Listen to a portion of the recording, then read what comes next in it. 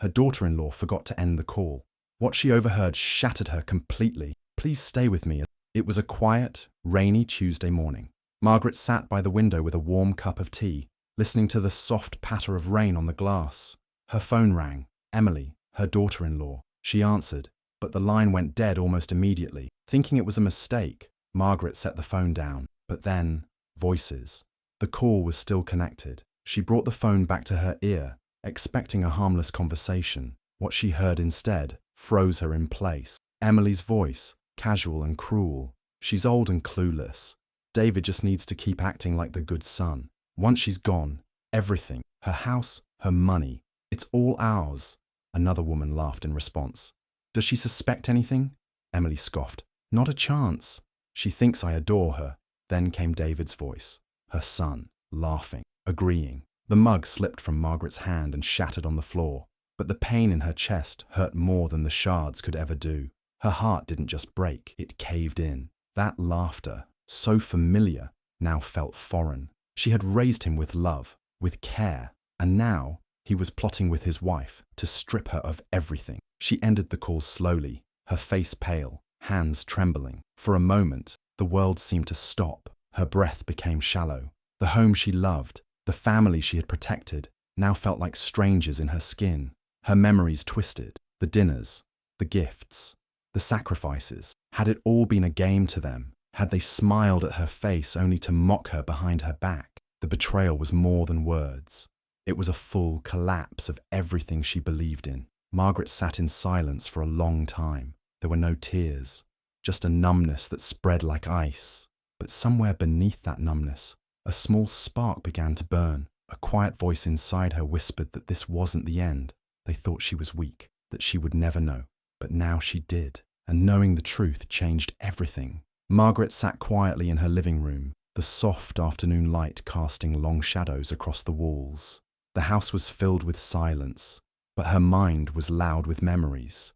She thought about David, her son, the little boy she had held so tightly, the boy she had watched grow into a man. For years, she had poured her heart and soul into raising him, teaching him kindness, respect, and the value of hard work. She had always believed she did her best, that she had prepared him for the world, that he would do right by her in return. When David first told her about Emily, she remembered feeling hopeful. A young woman, bright and ambitious, seemed like a good match. Margaret welcomed Emily into the family with open arms.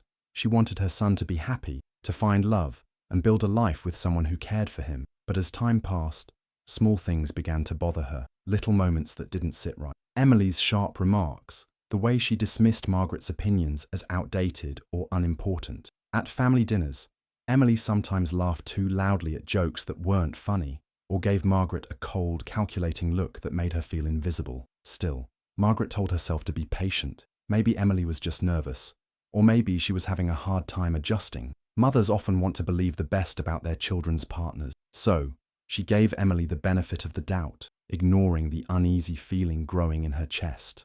There were times Emily made subtle digs, comments about Margaret's age, about how she should let go of control, or how certain things were no longer her concern. Margaret remembered feeling hurt, but dismissed it as typical in-law tension. She convinced herself it was nothing serious.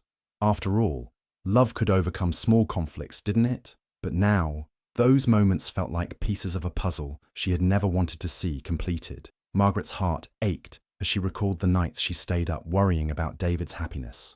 She had hoped Emily would be a partner who supported him, who treated him well. Instead, Margaret began to see patterns she had missed before.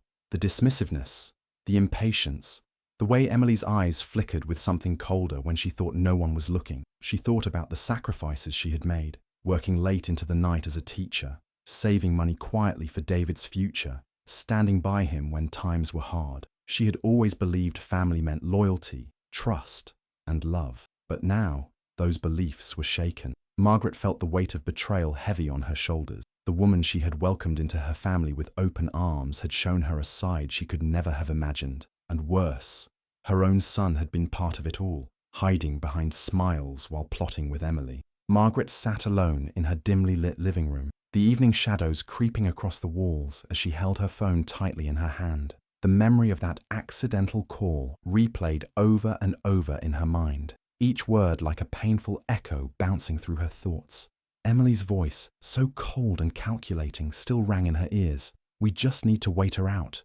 The house will be ours soon enough." The casual cruelty behind those words was like a punch to her chest she couldn't recover from. What hurt the most wasn't just Emily's coldness, it was David's laughter, her son, the boy she had raised, nurtured, and loved unconditionally. His voice, joining in the mockery, twisted a knife deep inside her heart. How could he be part of this? How could the man she trusted most in the world betray her so completely? The questions gnawed at her relentlessly, chipping away at the foundation of her faith in him. Margaret's thoughts spiraled into a storm of disbelief and sorrow. Was their love real, or had it been an act all along? Had David been pretending, playing a role to keep her comfortable and unsuspecting, while plotting to take everything from her? The idea was unbearable. She had dreamed of growing old, surrounded by family, who cared, who cherished her for who she was, not for what she owned. Her mind raced back to every interaction, every smile and kind word. Had those moments been genuine, or just part of a larger game? The warmth she had felt in their presence now seemed like a facade, masking cold ambition and greed. Margaret felt a profound loneliness settle over her. Her family, once her greatest source of joy, had become a place of betrayal. She remembered Emily's words clearly, how they talked about waiting her out, as if she were an obstacle to be removed, an inconvenience rather than a beloved mother-in-law. The cruelty in that phrase burned inside her. It wasn't just about the house or money. It was about being erased, forgotten, discarded. The woman she had welcomed into her home with kindness had been scheming behind her back, and David had been her willing accomplice. Margaret fought back tears, the sting of betrayal making her feel vulnerable, yet oddly awake. The pain was raw, but beneath it, a flicker of clarity began to grow. She realized she couldn't continue pretending everything was fine. Not when the truth was this bitter and painful. She needed to face what was real, no matter how difficult. Was there love left between them? She didn't know anymore. What she did know was that she deserved honesty and respect, not lies and mockery. The bond she had trusted was fractured, perhaps beyond repair. But even as doubt and sorrow weighed heavy, a quiet strength began to take root in Margaret's heart. This betrayal, as crushing as it was, wouldn't define her. She would find a way forward, one step at a time, learning to protect herself and reclaim her peace. The echoes of betrayal would always be there, but so would her resilience. Determined but subtle, Margaret begins playing the long game. She plants decoy conversations, uses voice recorders, and sets small traps to expose Emily and David's real intentions. Every move feels like a dagger, but she refuses to let herself be taken for a fool. She pretends to be forgetful, casually mentioning that she's thinking of changing her will or donating part of her estate to charity. She watches their reactions closely, how Emily's smile tightens, how David quickly changes the subject. It tells her everything she needs to know. One afternoon, Margaret leaves a folder on the kitchen counter, marked "Trust Update," knowing Emily is alone in the house. She watches from the hallway as Emily flips it open, snaps a picture with her phone and quickly puts it back, unaware that Margaret is recording the entire thing from her pocket. Every glance, every whispered conversation behind closed doors becomes a clue in the puzzle Margaret is slowly assembling. Late at night, she reviews audio files, each one confirming what she already suspects. Their kindness is calculated. Emily refers to her as the old lady and jokes about redecorating once Margaret finally lets go. David doesn't stop her. He joins in, laughing as if his mother's life was some waiting room he couldn't leave fast enough. Margaret's heart breaks again and again with every play of those recordings, but she holds herself together. She takes careful notes, files everything neatly, and keeps her plans close. She visits her lawyer without telling anyone, changes her will quietly, and shifts her finances out of reach. No arguments, no confrontations, just precision. Her movements are quiet, but every step is a line drawn in the sand. She no longer feels the need to explain herself, to ask why or cry over what's been lost. That time has passed. Now it's about reclaiming control and protecting what's hers. Not just her home or her money, but her dignity. They think she's still in the dark, still the sweet, aging mother too blind to see. But they're wrong.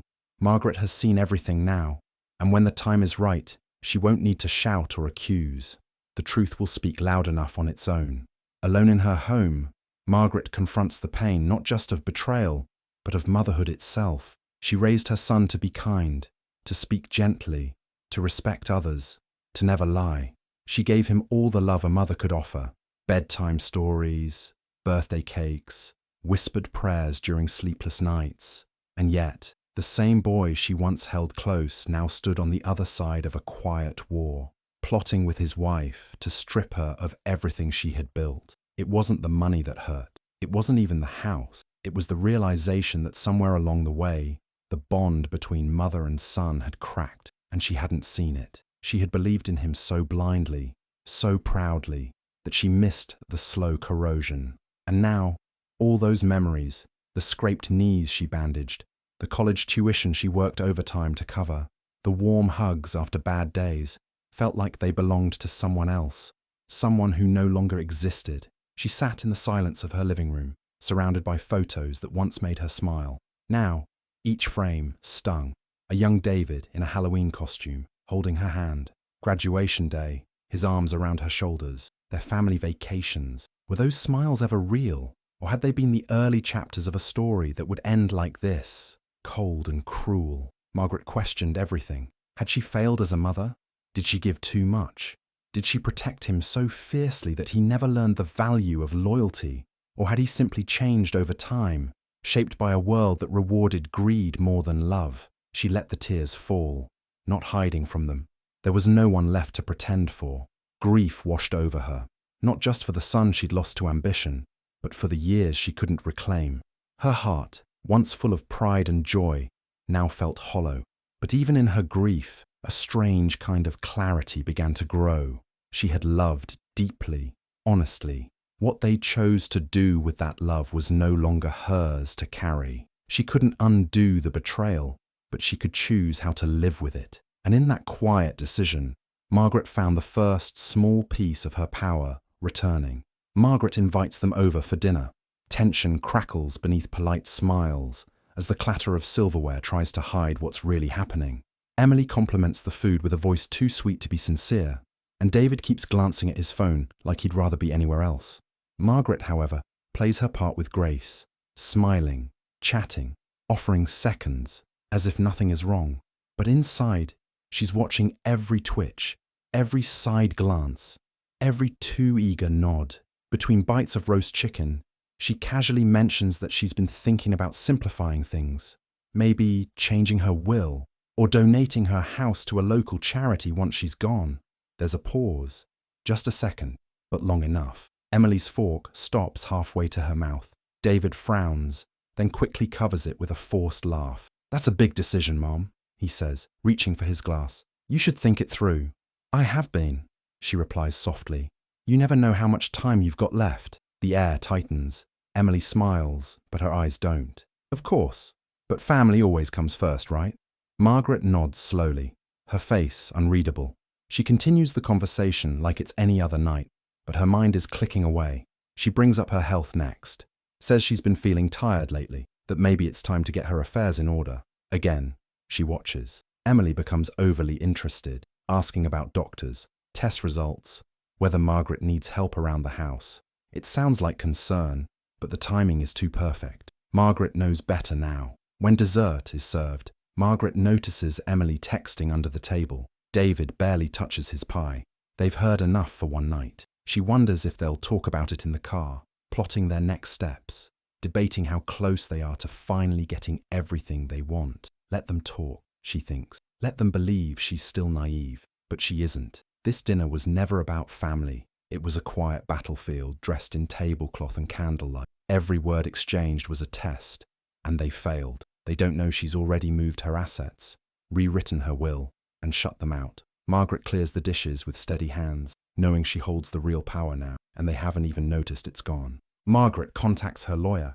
Quietly, she rewrites her will. She creates a hidden trust for a local women's shelter, a place she once supported long ago, but had almost forgotten. It feels right, giving to women who've lost more than just trust. She instructs her lawyer to remove David and Emily from everything, not out of spite, but out of clarity. They made their choice, and now she's making hers. She begins moving her money out of shared accounts. Slowly, without raising suspicion, she consolidates her assets. A few thousand here, a closed credit line there. She calls the bank, changes passwords, and updates security questions. Then she changes the locks on her home, not because she expects a break-in, but because she no longer feels safe knowing they once had access. Every change is quiet, efficient, and precise. Emily and David notice small things: a bank statement that doesn't show the usual balance, a door code that doesn't work anymore. Margaret acts surprised, even concerned. Maybe it's just a technical issue, she says with a soft voice and a gentle smile. She lets them believe she's still harmless, still trusting. But inside, she's steel. She donates jewelry she no longer wears. She packs up sentimental items and stores them away, somewhere safe. She even updates her power of attorney, ensuring that no one, not even David, can speak for her again. Her lawyer, a calm and kind woman named Linda, handles everything with quiet understanding. No judgment, just respect. Margaret feels lighter with each step. It's not revenge she's chasing, it's freedom. She won't scream or confront. She won't beg David to see what he's done. That part of her, the pleading mother, the forgiving heart, is fading. What's left is a woman who's seen the truth and chosen not to be broken by it. She plants no more traps.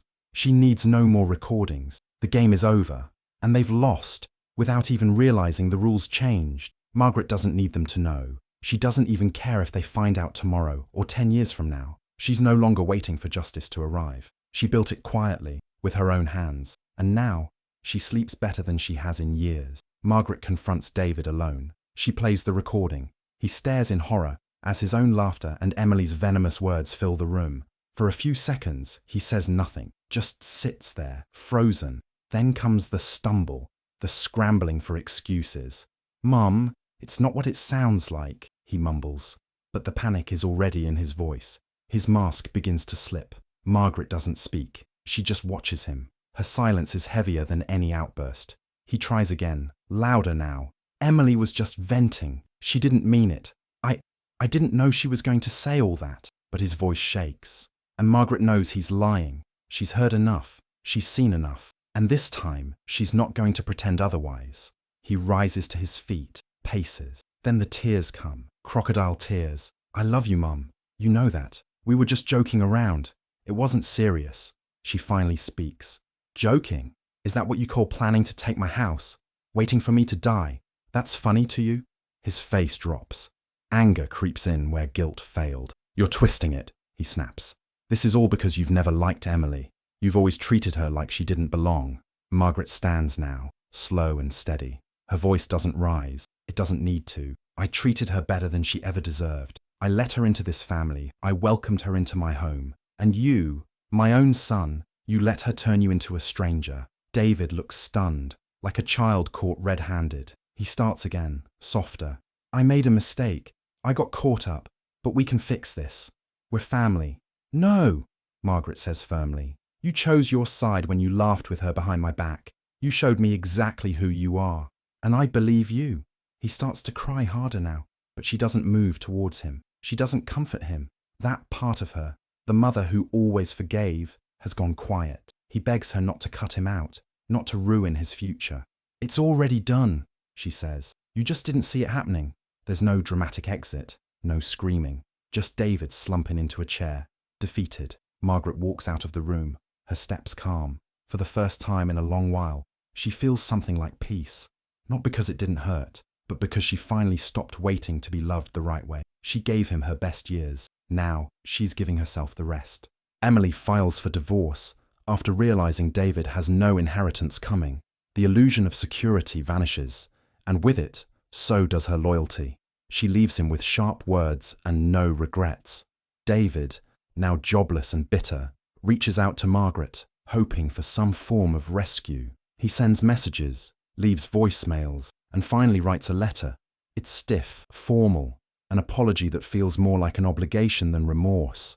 He says he's sorry for how things turned out, sorry for the misunderstanding. and hopes she can find it in her heart to move past it. But Margaret doesn't feel anger anymore, just distance. The kind that can't be crossed by words on paper. She doesn't respond, not because she wants to punish him, but because she no longer has the need. She has stopped asking why or what if. Her days are quiet now, filled with small routines and honest laughter. She has real friends again, people who show up not for her house or her money, but for her stories, her warmth, her time. They sit in her kitchen, drink coffee, and talk about life, without hidden motives behind their smiles. Margaret tends to her garden in the morning. She finds comfort in watching things grow at their own pace. The roses don't pretend. The sunflowers never lie. In the evenings, she reads or walks to the park. The silence in her home doesn't feel empty anymore. It feels earned, safe. Sometimes she thinks of David. She wonders if he ever truly loved her, or if she simply loved him enough to overlook what was missing. But those thoughts don't linger. They come and go like passing clouds. She doesn't wish him harm. She simply wishes him far away. One day, she places the unopened letter in a drawer. Beside other pieces of the past she no longer needs to carry, not out of bitterness, but to remind herself how far she's come. Margaret has no interest in revenge or reunion. What she wanted in the end was dignity, and she found it by letting go. Not loudly, not dramatically, but quietly, in her own time, in her own way. Margaret now spends her mornings at the women's shelter she quietly supported through her hidden trust. She teaches simple art classes, nothing fancy, just watercolors, sketching, ways to let pain drip onto paper and become something else. The women there are rebuilding their lives brick by brick, and Margaret fits right in, not as a savior, not as someone who has it all figured out, but as someone who's been broken too. Sometimes, during quiet moments, one of the women shares a story that sounds painfully familiar. A betrayal, a loss, a moment when everything fell apart. Margaret doesn't interrupt or offer cliches. She just listens, nods and smiles, because she understands. Her own story still sits quietly inside her, but it no longer hurts the way it used to. It has softened, turned into something she can live with. And in this place, surrounded by second chances, Margaret feels more alive than she has in years. She no longer needs validation or apologies. She has traded pain for purpose. This chapter of her life is calm, steady, and real. Not the ending she imagined, but the beginning she chose. And that, she knows, makes all the difference. Do you think Margaret did the right thing by walking away from her son and starting a new chapter? Or should she have given him a second chance? Share your thoughts in the comments. I'd love to know what you think. And if you enjoy stories like this, don't forget to subscribe and turn on the notification bell so you never miss the next one.